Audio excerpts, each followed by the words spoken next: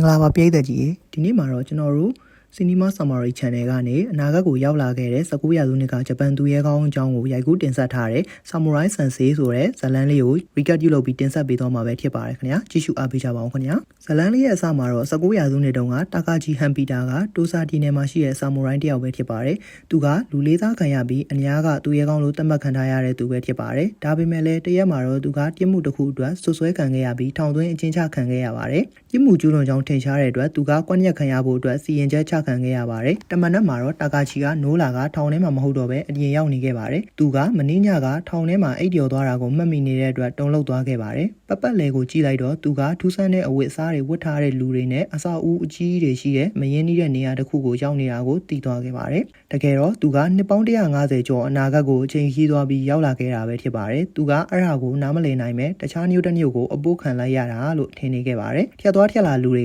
သူ့ကိုထူးဆန်းတဲ့အကြည့်နဲ့ကြည့်ခဲ့ကြပြီးဆာမူရိုင်းလိုဝတ်ထားတယ်လို့ထင်ခဲ့ကြပါတယ်နေရာတက်မှာပတ်ပြီးစူးစမ်းနေတော့သူကအရှိန်နဲ့မောင်းလာတဲ့ဘတ်စကားတိုက်တာခံရတော့မလို့ဖြစ်သွားခဲ့ပါတယ်သူကအလောက်ညံတဲ့အရာကိုတစ်ခါမှမတွေ့ဘူးတဲ့အတွက်အံ့ဩသွားခဲ့ပါတယ်အနီးနားမှာတော့အထက်တန်းကျောင်းသားတိုရာကသူ့ကောင်မလေးဖြစ်တဲ့ဟာရူကာကိုသူ့ဆိုင်ကယ်အသစ်ပြနေခဲ့ပါတယ်တာကာဂျီကသူတို့နားကိုသွားကသူ့ရွာကိုဘယ်လိုပြန်ရမလဲဆိုပြီးမေးခဲ့ပါတယ်တိုရာကဆာမူရိုင်းစတိုင်ဖြစ်တဲ့သူ့ဝတ်စုံကြောင့်မေးလိုက်တော့တာကာဂျီကစိတ်ညစ်သွားခဲ့ပါတယ်ဟာရူကာကတော့သူ့ကိုဖုန်းနဲ့ဗီဒီယိုရိုက်ထားခဲ့ပြီးတကယ်ဆာမူရိုင်းတယောက်နဲ့တူတဲ့အတွက်သဘောကျနေခဲ့ပါတယ်အဲ့ဒီနောက်မှာတော့တာကာဂျီကစတိုးဆိုင်တစ်ဆိုင်ထဲကိုသွားကပန်းစည်းတစ်လုံးကိုယူခဲ့ပြီးဆိုင်မန်နေဂျာကိုသူ့မှာပတ်စံမရှိပေမဲ့နောက်ကျပြန်လာပေးမယ်ကြောင်းပြောခဲ့ပါတယ်မန်နေဂျာကလည်းသူ့ကိုကြောင်ကြည့်ကြည့်နေခဲ့ပြီးယူသွားခိုင်းခဲ့ပါတယ်အပြင်ရောက်တော့တာကာဂျီကပန်းစည်းကိုစားကြည့်လိုက်ပြီးသူစားဘူးတာတွေနဲ့မတူသိသွားကအပတရစားနေခဲ့ပါတယ်ရဲတယောက်ကသူနားရောက်လာကဆိုင်ကပစ္စည်းတွေလစ်တုပ်သွားတဲ့အတွက်ရဲစခန်းကိုလိုက်ခဲ့ဖို့ပြောခဲ့ပါတယ်ရဲကအားသုံးပြီးဆွဲခေါ်မယ်လို့တော့တာကာရှီကသူ့ကိုအသားလေးကင်ပေါက်ခဲ့ပါတယ်အဲဒါကြောင့်နောက်ထပ်ရဲတွေကသူ့ကိုလိုက်ဖမ်းခဲ့ကြပြီးဟာရူကာကသူ့ကိုဗီဒီယိုရိုက်ထားကအင်တာနက်ပေါ်တင်ခဲ့ပါတယ်အဲ့ဒီအချိန်မှာပဲတာကာချီကထွက်ပြေးရင်းနဲ့ကျောင်းဆရာဆက်ကီရဲ့အိမ်ရှိမှာသတိလစ်ပြီးမေးလဲသွားခဲ့ပါတယ်တာကာချီကသတိပြန်ရလာတော့ဆက်ကီကသူ့ကိုသတိလစ်နေတာ2ရက်ရှိပြီဖြစ်ကြောင်းပြောခဲ့ပါတယ်ရဲတွေကသူ့ကိုလာရှာခဲ့ပေမဲ့ပန်းစည်းတစ်လုံးခိုးတာကပြစ်မှုကြီးမဟုတ်တဲ့အတွက်ဆက်ကီကရဲတွေပြန်သွားအောင်လှည့်သားခဲ့ပါတယ်တာကာချီကသူ့ကိုကျေးဇူးတင်ကြောင်းပြတဲ့အနေနဲ့ဥညွတ်ခဲ့ပါတယ်သူကဆာမူရိုင်းတာကာချီဟန်ပီတာဖြစ်ကြောင်းကိုလည်းပြောပြခဲ့ပြီးဆက်ကီကသမိုင်းစာအုပ်တွေကသူ့နာမည်ကိုမှတ်မိခဲ့ပေမဲ့တိုက်ဆိုင်တာလိုပဲယူဆခဲ့ပါတယ်တာကာချီကသူ့မုတ်စိမ်မွေးတွေကိုတင်တုံးသားနဲ့ပထမဆုံးအကြိမ်ရိတ်ခဲ့ပြီးစိတ်ရှုပ်သွားခဲ့ပါတယ်ကဘာတစ်ထဲကပစ္စည်းတွေကသူ့ကိုအားသင့်စေခဲ့ပေမဲ့သူကဘယ်နှခုနဲ့လဲဆိုတာကိုတော့မမေးခဲ့ပါဘူးဒါပေမဲ့လည်းဆက်ကီကသူ့မွေးနေ့ကိုမေးတဲ့အချိန်မှာတော့တာကာချီက19ရာစုမှာမွေးဖွားခဲ့ကြောင်းပြန်ပြောခဲ့ပါတယ်အဲဒါကြောင့်ဆက်ကီကသမိုင်းထဲကတာကာချီအစမတ်တိသွားကအခုက21ရာစုကိုရောက်နေပြီဖြစ်ကြောင်းပြောခဲ့ပါတယ်သူတို့နှစ်ယောက်စလုံးကထိတ်လန့်သွားခဲ့ကြပေမဲ့ဘာဆက်လို့ရမလဲမသိခဲ့ကြပါဘူးနောက်တစ်ခါမှာတော့တာကာဂျီကဆက်ကီကိုကူညီဖို့အတွက်အိမ်တန်ရှင်းရေးလုပ်ခဲ့ပါတယ်သူကအချိန်တိုတိုနဲ့ပြီးရဲ့ဝှက်လျှော်သက်ကိုကြည့်ရင်အံ့ဩနေခဲ့ပြီးတကယ်တော့တိုရာကဆက်ကီရဲ့ညီးဖြစ်ပါတယ်အဲဒါကြောင့်တာကာချီနဲ့တိုရာတို့ကတိမ်နဲ့တူတူနေခဲ့ရပြီးတိုရာကစိတ်ညစ်နေခဲ့ပါတယ်တိုရာနဲ့ဟာရူကာတို့ကစားသောက်ဆိုင်တစ်ဆိုင်မှာတွေ့ခဲ့ကြပြီးတာကာချီရဲ့ပြေးနေတဲ့ဗီဒီယိုကအင်တာနက်ပေါ်မှာမီလီယံနဲ့ချီတဲ့ view တွေရထားတာကိုတွေ့ခဲ့ပါတယ်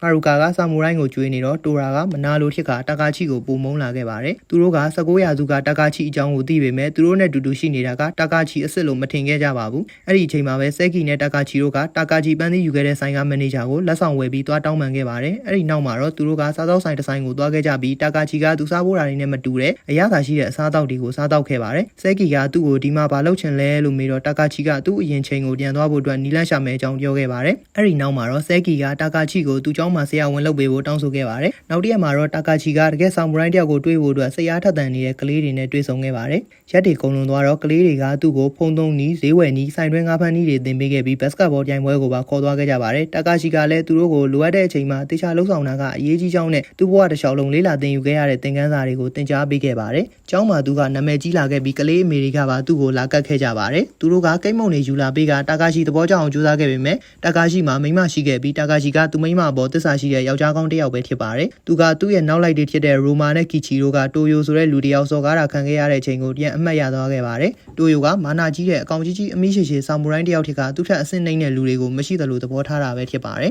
်တာကာချီရဲ့လူတွေကသူတို့သခင်အစော်ကားခံလိုက်ရတဲ့အတွက်ဒေါသထွက်နေခဲ့ကြပြီးတိုယိုကိုတတ်ခွင့်ပေးဖို့တောင်းဆိုခဲ့ကြပါတယ်တာကာချီကဒေါသကိုထိန်းပြီးတိုယိုကိုတတ်ဖို့အစီအစဉ်ဆွဲခဲ့ပါတယ်အဲ့ဒါကသူ့ဘဝကိုပြောင်းလဲသွားစေမယ့်ဆုံးဖြတ်ချက်ဖြစ်နေခဲ့ပါတယ်သူ့လူတွေကတိုယိုကိုညတညမှာတိုက်ခိုက်ခဲ့ကြပြီးမိသားစုကြီးတစ်ခုကယာဒူးနဲ့အဖွဲ့ဝင်တယောက်ကိုပါမတော်တဆတတ်မိခဲ့ပါတယ်အဲ့ဒါကြောင့်ပဲတာကာချီကထောင်သွင်းကျင်းချခံရကကွက်ညက်ခံရတော့မှာပဲဖြစ်ပါတယ်အခုတော့တာကာချီကသူ့အဖိုးကိုလိန်ပြီးကြောင်းလက်တဲ့တိုရာကိုတွေးခဲ့ပါတယ်သူကတိုရာကိုလိန်လိန်မမနေဖို့ပြောခဲ့ပေမဲ့တိုရာကသူ့ကိုဝင်တော့ ဝင်ဖို့ဖြစ်တဲ့အကြောင်းပြောကထွက်သွားခိုင်းခဲ့ပါတယ်သူကတာကာချီကိုတိုက်ခိုက်ခဲ့ပေမဲ့ပညာတရားခံခဲ့ရပါတယ်အဲ့ဒီအချိန်မှာပဲသူ့ဆရာကသူ့ကိုဖုန်းခေါ်တော့တိုရာကထွက်သွားခဲ့ပါတယ်တိုဂျိုမြို့မှာတော့သတင်းတောက်တယောက်ကဆာမူရိုင်းဗီဒီယိုကြောင်းကောင်မလေးနှစ်ယောက်ပြောနေကြတာကိုနှစုံနှဖျားကြားခဲ့ပါတယ်သူကဖုန်းကိုတောင်းကြည့်လိုက်တော့တာကာချီကိုမှတ်မိသွားခဲ့ပါတယ်သူကချက်ချင်းပဲထုတ်တင်ကတာကာချီရှိရာမြို့လေးကိုထွက်ခွာခဲ့ပါတယ်သူကမြို့ခံတွေကိုပတ်မေးကြည့်တော့တာကာချီနေတဲ့လိပ်စာကိုရသွားကစက်ကီအိမ်ကိုသွားခဲ့ပါတယ်တာကာချီကဈေးကပြန်ရောက်လာတော့သတင်းတောက်ကိုတခိုးတယောက်လိုထင်ခဲ့ပါတယ်သတင်းတောက်ကသူတို့ချင်းချင်းပေးခဲ့ကြတဲ့ဂရီကိုမှတ်မိလားလို့မေးနေတော့တာကာချီကသူ့ကိုတိုက်ခိုက်ဖို့လုပ်ခဲ့ပါတယ်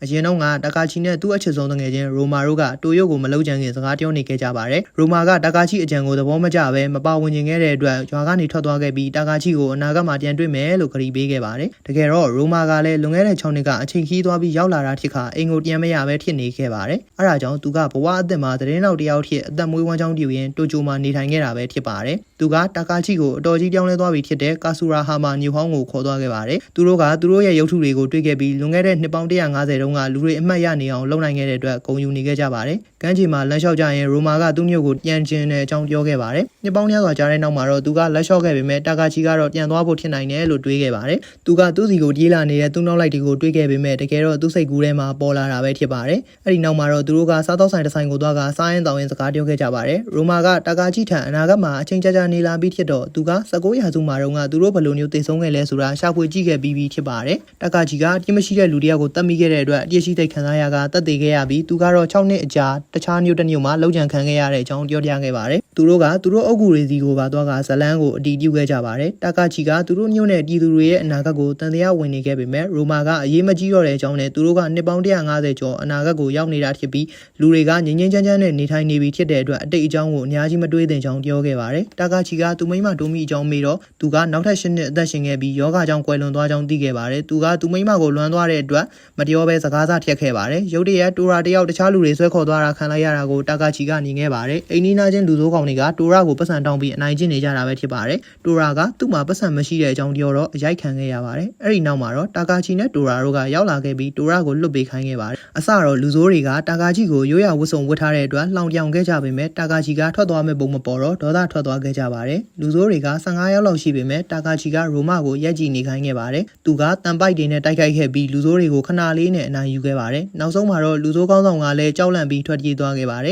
နောက်တစ်ခါမှာတော့ရိုမာကတိုဂျိုကိုပြန်ဖို့အတွက်လေစိတ်ကိုသွားခဲ့ပါတယ်သူကဘဝအသစ်နဲ့အသားချနေပြီးဖြစ်ပြီးသူ့ဘဝအသစ်ကိုကျင့်နေခဲ့ပါတယ်ရိုမာကတာကာချီကိုသူနဲ့လိုက်စေခြင်းခဲ့ပေမဲ့တာကာချီကတော့စဲကီရိုနဲ့ပဲနေခြင်းခဲ့ပါတယ်အရင်တုန်းကတာကာချီကသူမိမနဲ့တူတူအိုရီဂါမီလုံးနေကြဖြစ်ပါတယ်သူကကလေးတွေကိုလည်းအိုရီဂါမီလုံးနီးသင်ပေးခဲ့ပါတယ်တိုမီကသူ့မညံထဲမှာသူ့ဘဝတတန်းတစ်ဝက်လောက်ရှိနေတာကိုသိသွားတော့တာကာချီကသူ့မိမကိုလွမ်းဆွတ်တန်တာသတိရနေခဲ့ပါတယ်ကလေး3ယောက်ကပိုကီမွန်ဂိမ်းထဲကအကောင်လေးတွေဖမ်းဖို့တောင်ပေါ်ကိုသွားခြင်းခဲ့ပြီးတာကာချီကိုလိုက်ခဲ့ဖို့ခေါ်ခဲ့ပေမဲ့တာကာချီကသူ့မိမအုပ်ကိုသွားခြင်းတဲ့အတွက်မလိုက်တော့ဘူးလို့ညင်းခဲ့ပါတယ်တာကာချီထွက်သွားတော့ကလေးတွေကတောင်ပေါ်ကိုညမှာသွားဖို့ဆုံးဖြတ်ခဲ့ပါတယ်နောက်တစ်ခါမှာတော့တိုရာကတာကာချီနာရောက်လာကအရင်ညကကူညီခဲ့တဲ့အတွက်ကျေးဇူးတင်ကြောင်းပြောခဲ့ပါတယ်သူကကျေးဇူးတုံ့ပြန်တဲ့အနေနဲ့ဘာမှဆိုလုပ်ပေးခြင်းတဲ့အကြောင်းပြောလိုက်တော့သူတို့နှစ်ယောက်ကတိုမီအုပ်ကိုဆိုင်ကယ်နဲ့သွားကြကဆူတောင်းခဲ့ပါတယ်တိုရာကမင်းညတုန်းကတိုက်ခိုက်တာကိုမြင်လိုက်ရမှတာကာချီအစ်မန်ယုံကြည်သွားခဲ့တာပဲဖြစ်ပါတယ်တောင်ကုန်းပေါ်မှာတော့တာကာချီရဲ့ကျောင်းသား3ယောက်ကတောရဲသွားကပိုကီမွန်ဂိမ်းထဲကအကောင်တွေလိုက်ဖမ်းခဲ့ပါတယ်သူတို့ကအထွက်လန်းရှာတွေ့မယ်လို့ယုံကြည်ချက်အပြည့်နဲ့ကန့်သက်ထားတဲ့နေနေကိုဝင်သွားခဲ့ပါတယ်အဲ့ဒီအချိန်မှာပဲတာကာချီနဲ့တိုရာတို့က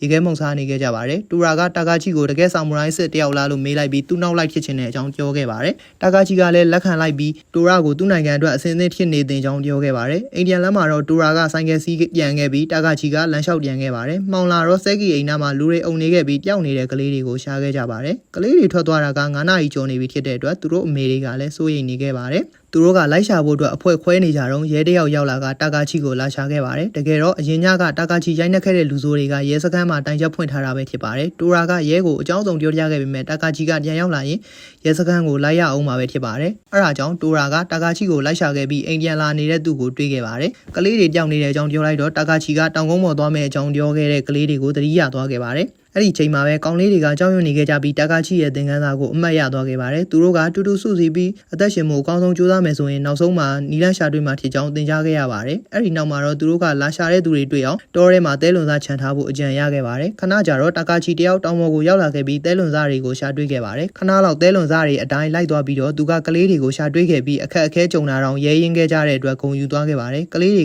ကသူတို့အမေတွေနဲ့ပြန်တွေ့ခဲ့ပြီးကလေးအမေတွေကတာကာချီကိုကျေးဇူးတင်မဆုံးထိခဲ့ကြပါတယ်ဒါပေမဲ့လည်းရဲ ကသူ့ကိုဖမ်းဖို့အတွက်ရောက်လာခဲ့ပါတယ်ကလေးတွေကရဲကိုတားနေတော့တိုရာကတာကာချီကိုခေါ်ပြီးထွက်ပြေးသွားခဲ့ပါတယ်သူတို့ကဆိုင်ငယ်နဲ့ထွက်ပြေးခဲ့ကြပေမဲ့လမ်းမှာကားတိုက်ခံခဲ့ရပါတယ်တိုရာကကုန်းယုံထားပြီးပပတ်လေကိုကြည့်လိုက်တော့တာကာချီကပျောက်နေတာကိုတွေ့ခဲ့ပါတယ်အဲ့ဒီနေ့ပြီးကလေးကဆာမူရိုင်းကပြန်မလာတော့ပဲတိုရာတို့ကသူ့ကိုတွေ့ရတော့မှမဟုတ်ဘူးဆိုတာကိုသဘောပေါက်သွားခဲ့ပါတယ်တိုရာနဲ့ဟာရူကာတို့ကတာကာချီရဲ့ရုပ်ထုစီကိုသွားကအယိုသေးပေးခဲ့ကြပါတယ်သူတို့ကတာကာချီကိုမတွေ့နိုင်တော့ပေမဲ့တီကျွမ်းခဲ့ရတဲ့အတွက်ဝမ်းသာခဲ့ကြပါတယ်တရက်မှာတော့ဆဲကီကဗန်ပိုင်ရှင်စီကနေဖုန်းလက်ခံရရှိခဲ့ပါတယ်တယောက်ကဆဲကီအတွက်သူမမွေးခင်ကလေးကစားတဆောင်ချန်ထားခဲ့တဲ့အကြောင်းပြောခဲ့ပါတယ်စာကိုပထမဆုံးတွေ့တော့ဗန်ပိုင်ရှင်ကအံ့ဩသွားခဲ့ပေမဲ့ပိုင်ရှင်ကိုပေးရမှမှန်းသိခဲ့ပါတယ်စာထဲမှာတော့တာကာချီကဆဲကီကိုသူ့ရဲ့ကျင်နာမှုအတွက်ကျေးဇူးတင်ခဲ့ပြီးသူနဲ့သက်ဆိုင်တဲ့နေရာကိုပြန်ရောက်သွားတဲ့အကြောင်းရေးထားခဲ့ပါတယ်သူကចောင်းသားတွေရဲ့ပုံတွေကိုလည်းဆွဲထားခဲ့ပြီးတိုရာကသူ့ရဲ့နောက်ဆုံးနောက်လိုက်ဖြစ်ကြောင်းပြောခဲ့ပါတယ်ရင်တိုင်းမှုဖြစ်ပြီးတဲ့နောက်မှာတာကာချီကအတိတ်ကိုပြန်ရောက်သွားတာပဲဖြစ်ပါတယ်စာကိုကြည့်ရင်းနဲ့တိုရာကညက်ရီကျလာခဲ့ပါတယ်တာကာချီကအတိတ်ကိုပြန်ရောက်သွားတော့သူမိမအတွက်စားတစောင်းဆဲကီအတွက်စားတစောင်းရေးခဲ့ပြီးဆဲကီအတွက်စားကိုနှစ်ပေါင်း150ကျော်မှဖွင့်ဖွက်ဖို့အတွက်မှာခဲ့ပါတယ်သူကကွက်ရက်ခံရတော့မှဖြစ်တဲ့အတွက်သူ့ရန်သူတွေကလောင်ပြောင်ခဲ့ပေမဲ့ကဘာကြီးကပိုကောင်းလာတဲ့နေရာတစ်ခုဖြစ်သွားမှာကိုသိတဲ့အတွက်သူကငြိမ်းချမ်းနေခဲ့ပါတယ်သူကချောကလက်အရသာကိမ့်မုံကိုစားခဲ့ရတဲ့အတွက်ဝမ်းသာနေခဲ့ပေမဲ့သူ့ရန်သူကတော့ရှောက်ပြောနေတာလို့ထင်ခဲ့ပါတယ်နောက်ဆုံးမှာတော့လူတွေကသူ့ကိုနားမလည်နိုင်မဲ့သူရဲ့ပေါ်ကြောင်းနဲ့သူလို့ထင်ခဲ့ကြပါတယ်ဒါပေမဲ့လည်းအနာဂတ်ကိုသိနေတဲ့တာကာချီကပျော်ရွှင်စွာနဲ့ပဲအပြစ်ဒဏ်ခံယူရင်းသူ့ကိုယ်သူတက်သေးသွားခဲ့ပါတယ်ဇလန်းလေးကတော့ဒါပါပဲခင်ဗျာကြည့်ရှုအားပေးခဲ့ကြတဲ့ပရိသတ်ကြီးကိုကျေးဇူးအများကြီးတင်ပါတယ်ခင်ဗျာဒီလိုဇလန်းလေးမျိုးကိုကြိုက်နေတတ်တယ်ဆိုရင်တော့ကျွန်တော်တို့ channel လေးကို like and subscribe လုပ်ပေးသွားဖို့တောင်းဆိုချင်ပါတယ်ခင်ဗျာ